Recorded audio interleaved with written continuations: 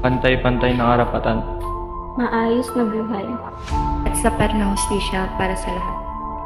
ngunit paano natin ito matatamo kung hindi patas ang hamon ng mundo? Sinasarili ko ang lahat ng ito. Anino sa pader, alamang totoo. Siyang tanging kakampi at saksi sa sikreto. Daming gumugulo sa ulo, ako'y hilo. Ako si Luca Martinez, a 19-year-old student. I'm currently taking Humanities and Social Science brand. Consistent honor student ako. At hindi lang yun, but I've also been asked to represent our school para sa division contest. Because of that, lagi akong sinasabihan ng mga klase ko na sip-sip daw ako at uhaw sa atensyon ng mga teachers. Dahil ako yung laging nakikita nila. Sa totoo lang, wala naman talaga akong pakialam sa kanila. Dahil hanggang maaari, ayoko mapaaway ako. Mag-isa na lang ako sa buhay. Simula nung iniwan ako ng nanay ko noong 5 taong gulang ako. Ang tatay ko naman, nakakulong siya. Ewan kung anong nangyari. Pero napagpintahan siya na gumagamit ng illegal na droga.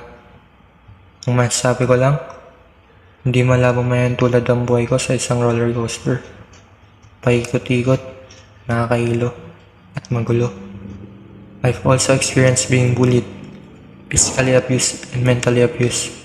Much worse, I've experienced sexual harassment.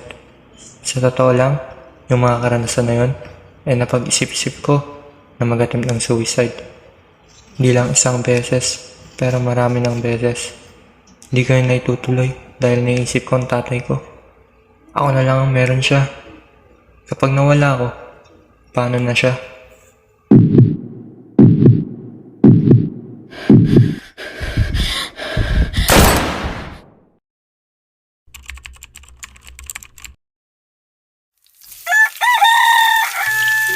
Grabe, 10 taon na pala nang nawala si Luca no? Hindi kaya nangyari doon? Kawawa naman kasi. Tingin mo, buhay pa kaya siya? Pwede bang tumigil ka namang nakakaalala mo dyan? Kung patay, edi patay, hayaan mo na yung kaluluwa niya. Pero kasi, nakakapagtaka talaga eh. I mean, okay, siya na Irish.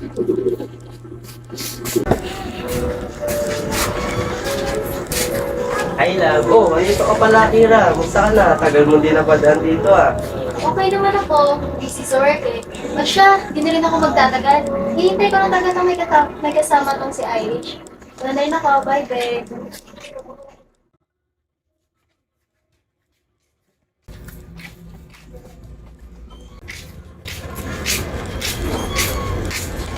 Oh love, okay ka lang ba? Ay, walang kulang. Ba't parang galit ka yata, love? Nagkaalitan ba kayo ni Akira? Alam mo kasalanan mo lahat ng to eh. Kaya naman kaletseng kaibigan mo. Si Akira. Nagtataka pa rin siya kung nasa na ba talaga si Luca. Oy, bakit ba kasi naalala pa niyang kaibigan mo? Pati ako nadadamay sa init ng ulo mo. 10 taon na yun, Irish, ano ba? Oo nga eh. 10 taon. 10 taon na rin akong binabagabag ng konsyensya ko. Palibasa kasi wala kang konsyensya. Ngayon naman ako lang sinisisi mo. Alam mo, tama ka na, gutom lang yan. Nonsense ang mga pinagsasabi mo. Nonsense? You call this nonsense? This is bullshit. Wala ka talagang konsensya, Jasper. Demonyo ka, Jasper. Demonyo.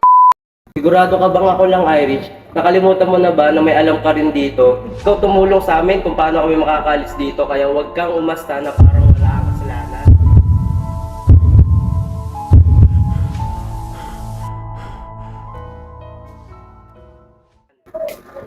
Huwag mo akong ginagaslight, Jasper. Huwag mong ibahin yung nangyari sa nakaraan. Hindi ka pa rin nagbabago, Jasper. Naalala mo nung araw na pinilit mo ako ipalaglag yung anak natin? Buti na lang sinunod kita. Kasi for sure, kung nandito siya ngayon kasama natin, eh pinagsisihan niya na rin naging ama ka niya.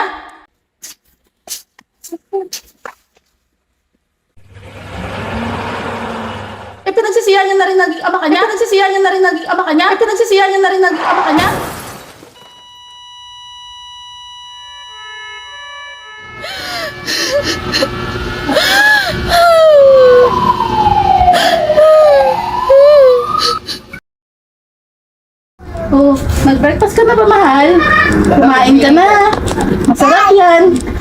Paborito mo yan, kaya ako naluto.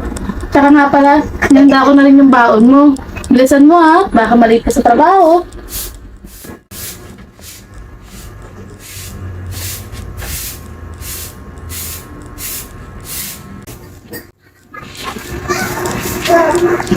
Irish, please ako na dyan. Magpahinga ka na dun. Sige na, patulog ka na dun. Hindi ako na, Mari. Hindi ako na. Sige na, alam ko pagod ka eh. Sige na.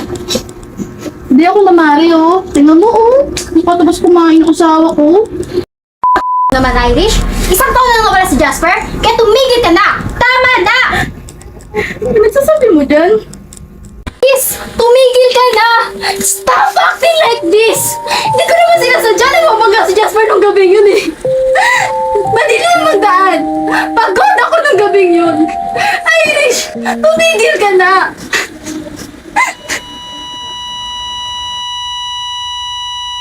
Isang estudyante ang patay kanina lamang ng alas 10:55 ng umaga sa bakuran ng paaralan. Nakatanggap ng tawag ang pulisya ng mayroong pangkilala na nasa sa paaralan. Alright, class, settle down! I'd like to introduce everyone, our new student. So, her name is Candice Ferrer, and I hope everybody will be good to her.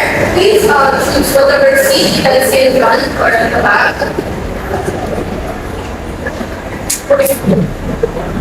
Alright, everyone please behave, especially those people at the back. Yes, ma'am. I have to go somewhere, I have to attend a meeting, so please, nobody will leave this classroom.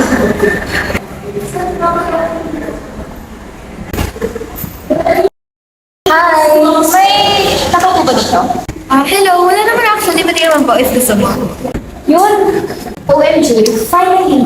Alam mo kanina pa kasi ako naghahanap ng upuan, pero wala kasi pumapagsak sa akin dito. Anyways, I'm Erica. Candice Ferrer. Ngayon ko lang narinig yung pangalan ko. Transfer. Yes, baka na ako dito, di pa nga ako familiar sa school.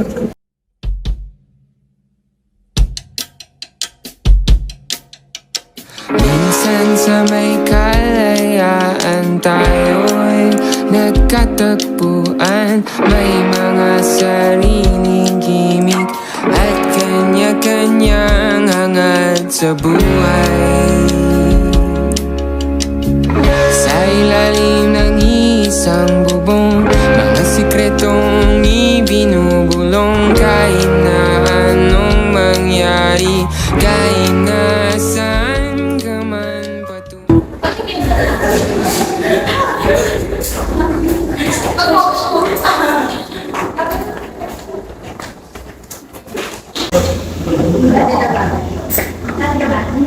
Hello, Candice. Dapat mag-ingat ka rito. Brother, di mo pa sila ganda.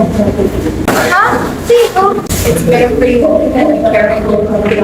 Ikaw naman. Sila make fun of everyone. Lalo na kung ginagawa sa inyo eh. Try all you want, nerdy. Yes, wala kang ginagawa sa amin. But your existence, it's very irritating. Ayos-ayusin mo rin yung energy mo kung ayaw matulad kay Dodi. Nakaka-AJ mo. I just want her to be scared of us. Anyways, let's just go. Nagsisimula na maging boring dito eh. I'll see you soon, Shane. Okay. Thanks.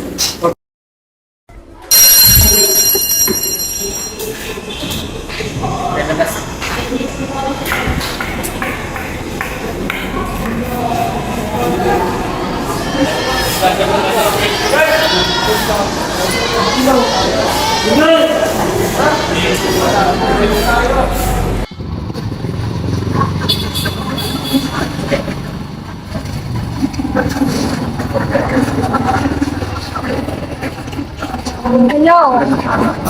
Thank God that you're okay. Ano ba nangyari sa'yo? Nagkasakit ka ba? Sunod-sunod na kasi yung absence list mo eh. Gusto mo talaga malaman yung dahilan? Sige, magkita tayo bukas sa hall. Building B. Ha? Bakit? Anong meron? Hello? Hello? Gawin to, pinatayan ako.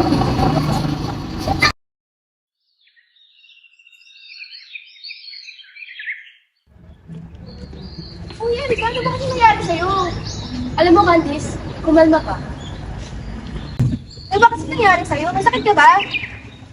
Candice, naalala mo yung balitang pinapanood sa hotel? Yung Instagram. Isang estudyante ang patay kanina lamang ng Oo, yung high school student na natagpo ang patay. I am Erica Celestine Sancha. I was sexually assaulted, tortured, and murdered. Candice, pasensya na. Hindi ko naman din gustong itago sa iyo. Sadyang, humanap lang din ako ng tiyempo. Pero kasi, Erica? Erica? May nakita po ba kayo nakaputing babae?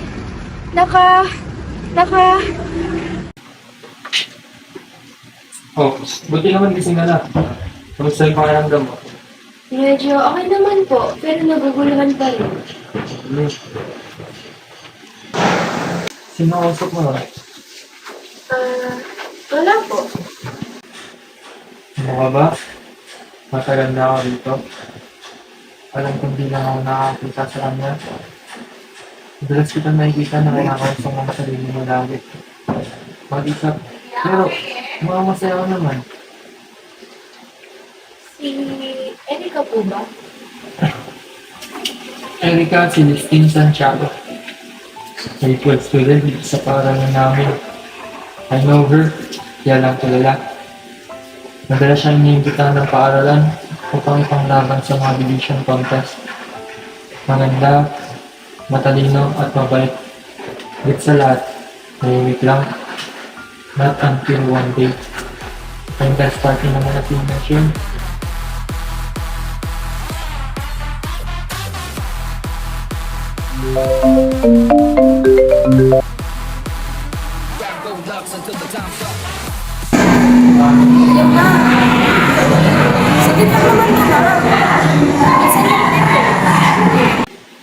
Yan yung sinabi niya sa mama niya ng mga oras na yun. Well, wala namang magawa mama na kasi totoo naman. Minsan nga lang naman humingi ng baba ng kanyang anak. Not until one night. Pinilit siya naman ng mga klase niya. Nanggayo siyang tumanggi. Ngunit minsan nga lang naman daw ito. Kaya tinanggap naman niya. Pero wala tapos siyang inumin. Nakaramdam na siya ng hilo. Bumagsak siya sa inom. Nagising si Erica sa loob ng madilim na kwarto. Nakagapos. Sigaw siya ng sigaw ng tulong pero wala nakakarinig sa kanya. May narinig siyang mga lalaking nagtatawanan kaya tinanong niya na humingi ng tulong. Pero Pero ano po?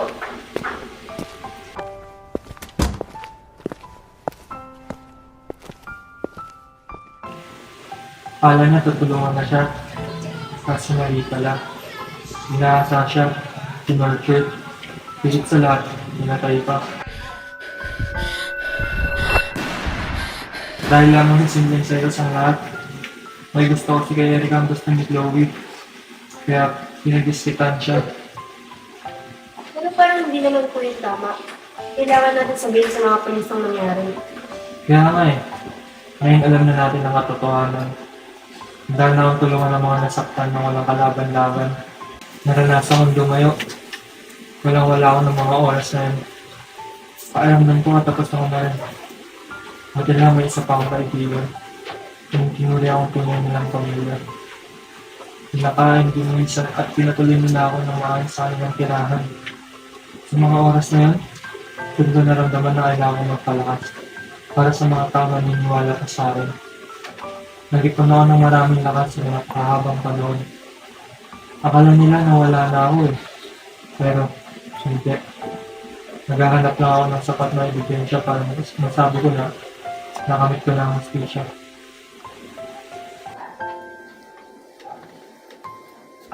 Teka nga po, sir. Ano nga po ulit pangalan niyo? I'm Mr. Luca Martinez, the current guidance counselor of this school.